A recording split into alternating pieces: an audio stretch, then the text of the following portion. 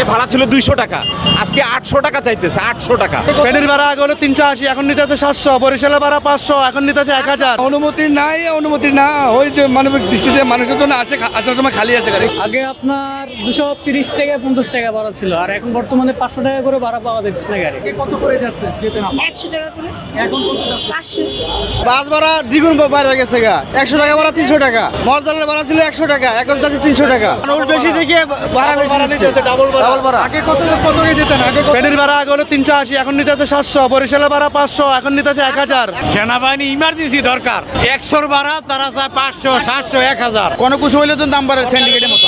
কোনো অনুষ্ঠান বা এই জাতীয় যে বিভিন্ন রকমের অনুষ্ঠানের সময় গাড়িওয়ালারা যে বিপুল পরিমাণে ভাড়ায় ফেলায়, এটাতে প্রশাসনের কোনো ভূমিকা নাই, প্লাস সরকারেরও কোনো ভূমিকা নাই। আগে ভাড়া ছিল 200 টাকা, আজকে 800 টাকা চাইতেছে, 800 টাকা। Stella featuring next level. Well done, side by side, free. মানুষ তো বিভিন্ন কথা বলবে ভাই, মানুষ তিল হইলে তাল বলে ভাই। গাড়ি ঘোড়ার সংকট, রোডে এখন গাড়ি নাই, নির্বাচন সামনে, নির্বাচনমুখী মানুষ, অধিকাংশ গাড়ি রিকশন করে নিয়ে গেছে পুলিশ।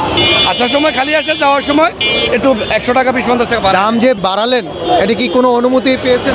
না, অনুমতি নাই, অনুমতি না, ওই যে মানবিক দৃষ্টিতে মানুষের জন্য আসার সময় খালি আসে গাড়ি। এটা কি আপনার কাছে কি মনে হয় যে কি অনিয়ম কিনা আসলে?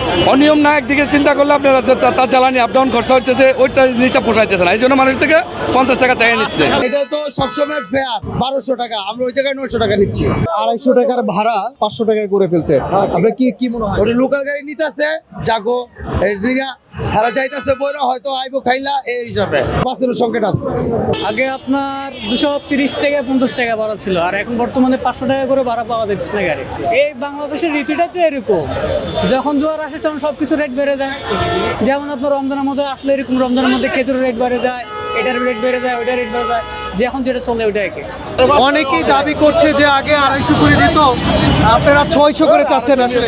এটা হলো রিজার্ভ গাড়ি, আমাদের তো সোনারপুর আগে 450 টাকা ছিল, 500 বেচতে আছে, মানে 100 টাকা বাড়াইছেন।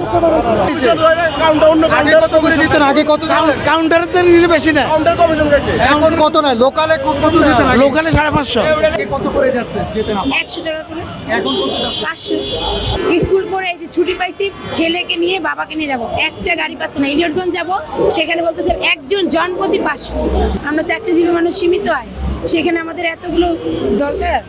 আমার ভোট আমি দেবো, ভোটের অধিকারের জন্য কিন্তু যাচ্ছি, তাই না? ন্যায্য একটা অধিকার পাবো আমি, সেখানে আমার কিন্তু 500 টাকা করে, জনপ্রতি 500।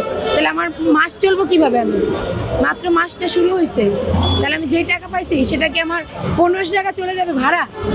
তাহলে আর আমি কি করব? সিটে নাই এবং কি গাড়িও নাই, আর এত মানুষের দল নামছে যেটা ঈদের সময় হয় নাই। তো এটা আসলে সরকারের তদারকি করা উচিত ছিল, সেটা তো করে নাই। এই জন্য এখন সাধারণ জনগণ ভোগান্তিতে আছে আর কি। আগে তো 500 টাকা নিত ভাড়া, এখন 600 টাকা, 100 টাকা বেশি, 100 টাকা বেশি।